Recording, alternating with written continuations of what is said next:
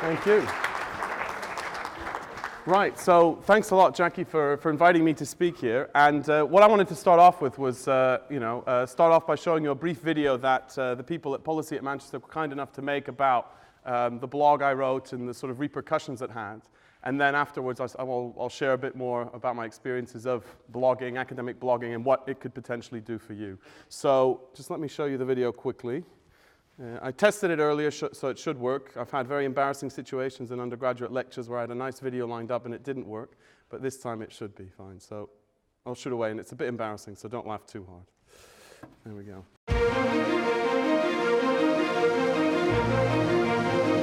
Lights! Get me a mic.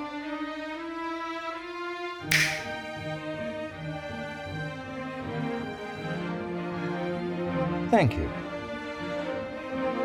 How do you do, ladies and gentlemen? I'm speaking to you for the University of Manchester, and those viewers of an academic bent might find the story I'm about to recount somewhat surprising. These notices herald some of the most momentous events in one young academic's career. Here he is now, Dr. Gabriel Siles-Brugge, ladies and gentlemen. Give the folks at home a wave, Gabe. Yes, folks, this is the story of how a few well-chosen little words took this diligent young academic from an office here in Manchester to the corridors of power and beyond. And let me tell you this, it all started with a blog. It all began when Gabe and his colleague were researching a paper on international trade agreements and spotted something amiss. These TTIP figures, they're all wrong. Gadzooks, I think you're onto something. These numbers are deeply flawed. This is gold. We should certainly include it in our paper. Now, conventional wisdom would have been to wait until their paper was complete. But no. No, the government are vastly overestimating the benefits of this agreement. We need to tell the world. We should write a blog. He's going to do what? A blog? Who on earth is going to read that? Oh, my dear boy, no. I mean, it's hardly serious writing now, is it? But this is important. People need to know. It is important. It could have far-reaching implications. Now don't you listen to all that fluff and nonsense from that old stick in the mud. If folk need to know, then you're the man to tell them. Now go to and start writing. And that's exactly what they did. And I'll tell you something else, folks. It raised a few eyebrows, too. Gadzooks, I think they're onto something. And by Jove, they were onto something. The blog immediately garnered hundreds of views. Fairly soon, it was being reposted all over the web and getting noticed by NGOs. Gadzooks! There were letters to government and articles in major national newspapers, all quoting our young academics' research. And soon enough, people wanted to speak to the man himself. What I'm saying, Andrew, is that TTIP is being wildly oversold. On the back of one little blog, young Gabe's research was gathering momentum indeed. But it doesn't stop there, folks. No, not by a long shot. Next, it was the Royal Society of Medicine. Then it was Rome for the Conference on an Alternative Economic Policy in Europe. And then it was the Beeb again. TV this time. And then straight on the plane to Washington. You where? Washington, D.C. I'll be home tomorrow. Well, make sure you are, my love. London have been on the phone. They want you to give evidence before a Common Select Committee. Gadzooks! That's right, folks. All the articles, all the appearances, and all those conferences have led our young hero from humble beginnings to the palace of Westminster itself, the very heart of power, where his ideas might influence policies that could be truly world-changing. It's a story worthy of a book. And what do you know if they haven't written one? And just remember, folks, it started with a blog.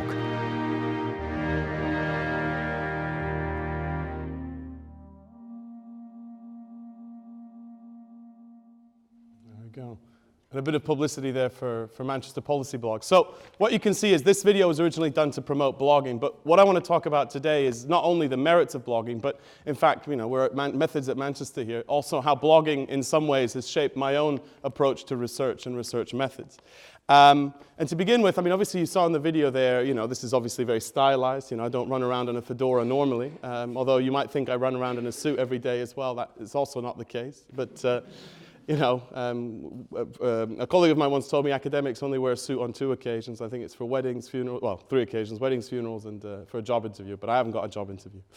In any case, talking about what the blog did for me, and you can see there a lot of skepticism about blogging because, and this is something I think as academics we face up to as well.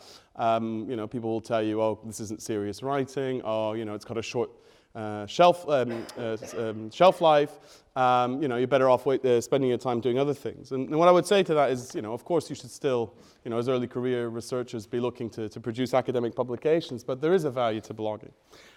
It's, on one hand, it of course allows you to get your ideas out there. So a lot of people use it as an opportunity to promote research that they've already undertaken, for which they've maybe published a journal article that, 5 people in the field might read, but which they can translate into something that, a wider audience might engage with. But as you saw here, and this is true, we actually wrote the blog as we were writing the paper. And what we found is that actually what the blog allowed us to do was engage in a broader conversation with other people interested in the Transatlantic Trade and Investment Partnership, or TTIP. And in a way it allowed us as a result to refine our ideas. So blogging can be part of the research process. And more importantly, I think, if you see blogging as part of the research process, then you start seeing academic engagement itself as potentially part of the research process. Because, I think, particularly with the REF impact agenda, there's a lot of incentives for you to engage beyond the academy.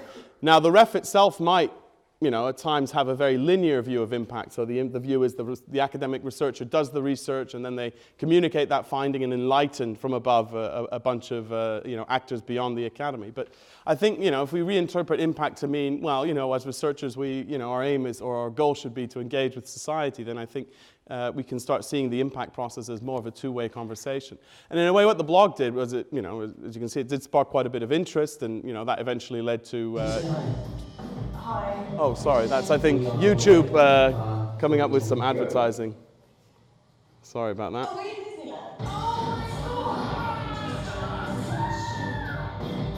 Sorry about that, guys. YouTube obviously liked what I was saying. But what I was trying to say actually was that, obviously the blog sparked a broader conversation with a number of with societal actors, and it actually led to, as you saw the book, the invitation to speak at various places. And actually that whole process of going to meetings in Parliament, but also at the grassroots level. The other day I attended a meeting, we presented our book at a meeting in Leeds, which was, attended by, just people interested in TTIP.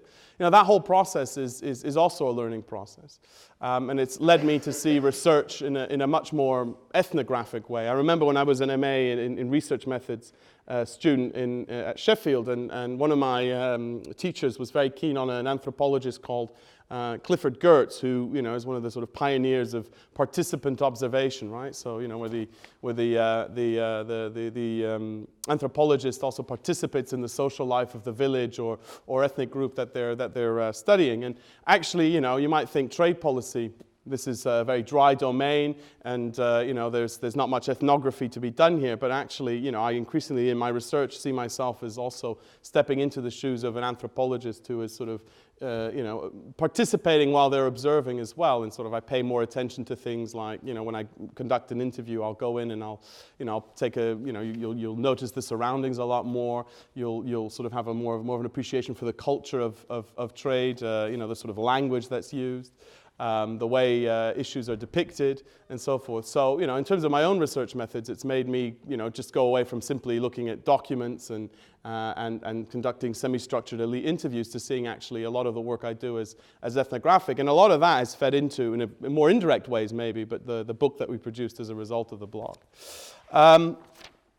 So, you might, most of you, I think, are PhD students or early career researchers of one form or another, like myself, of course. And you might ask yourselves, well, I've talked to you about blogging, how is this relevant for me? Should I just go out there and blog? And I would say, of course you should, but how might you, how might you blog in an effective way, or how might you disseminate your research to a wider audience using blogging in an effective way? And what I would say is 4 things on this. One is to find a niche in some ways and colonize that niche. And I say niche because I think when you're starting off in your career, it's difficult to become the sort of public intellectual on everything, because it takes a time, I think, to develop that sort of a media profile or academic profile. But I think you, as a PhD student or an early career researcher, will be the expert on a particular topic. No question about it. You'll know probably more than anyone else in the world about that. And that's something I think you don't realize until you see people talking about your research in the media, and you think, well, hang on a second, I think they're misinterpreting this, or they don't quite get the nuance of that. So really, your subject-specific knowledge is a real asset, and make use of that, I think. And ideally, I think, you maybe want to identify an area where there's a need for expertise and there's significant public interest. So with TTIP, of course, there was a lot of public interest, but I think there were not that many people commenting on it who knew much about trade agreements, because you might think, well, what a boring thing, trade agreements. Who cares? It's fair to say it's a very narrow technical area, and so, that was in some ways an ideal niche to navigate. But of course, it doesn't have to be obvious. In some ways, your research, I think, you're all researching somewhat bigger questions. So, there's always a way of framing your research and framing what you do, or approaching what you do in a way that might be useful to a broader audience. So if you, for example, are doing some sort of PhD in philosophy on a particular great thinker, say Adam Smith. I'm a political economist, so I'm afraid I'm going to use him as an example. You could think about how his research and his ideas might be applied to, the contemporary problems, say, the world of finance, and that's exactly what one of my friends has done. I think the other thing, and this goes back to what the blog was doing, use your blogs not just as a way to promote research that you maybe have already written up and published, but also use it as a way to try out ideas. Because, academic peer review, let's face it, some of you may have had rejections, some of you will receive rejections, we all receive rejections. I'm not trying to dishearten you in any way, it's just the way the cookie crumbles. I think academic peer review can be a bit stifling at times in terms of trying out ideas, because it's obviously a necessary part of the process, but it can be a bit disheartening. And actually, with a blog, because there isn't that peer review element and there is that quick return, you get a chance to get some immediate feedback, and it's perhaps less demoralizing. I think it's more motivational. And I think we should remember that writing is a process. And also what it allows you to do is get an outside, non-academic perspective on what you're doing. The other thing I would do is, people, it's like Marmite, right? Social media. Some people love it, some people hate it, but I think it's certainly been very useful for me. The sort of opportunities that have come up because of social media. I think my blog, one of the reasons it took off was because of social media. I've gotten invites from journalists because of social media, so use it. And also, let's face it, we all procrastinate. It's a very useful tool to procrastinate, because actually, while you're procrastinating, you're either promoting yourself or following the sort of subject-specific knowledge that might not necessarily be found in mainstream newspapers. So, I think it's a useful tool for that. And then the final piece of advice I would say is, I think there was a session this week in Manchester Policy Week on speaking truth to power. I think you shouldn't be afraid to be critical and speak the truth to power. Obviously, if you do research in an authoritarian regime or on an authoritarian regime, and then you might want to be, careful. But I think in a democratic context, I think policymakers actually appreciate people being critical and engaging with them. And myself, as you can see, I've been very critical of the government's position, very critical of the EU's position, and yet I still, have interviews with policy practitioners. I still engage with them. And they haven't closed their doors to me, so I'm able still to conduct research interviews. That was one of my big fears, actually, that I wouldn't be able to conduct research interviews after writing this blog and this book, and that's definitely not the case. So in conclusion, I think, academic blogging specifically, but more generally engaging beyond the academy has a lot of uses. It's, there's an instrumental reason. The ref is quite important, of course, and you might be thinking about academic careers, so presenting yourself for that is a useful element. But beyond the sort of instrumental side of things, I think it's very useful to see yourselves as researchers as part of a broader conversation, and I think, blogging helps you in that respect, and it can have, I think, a very positive impact on the way you approach research as well. Right.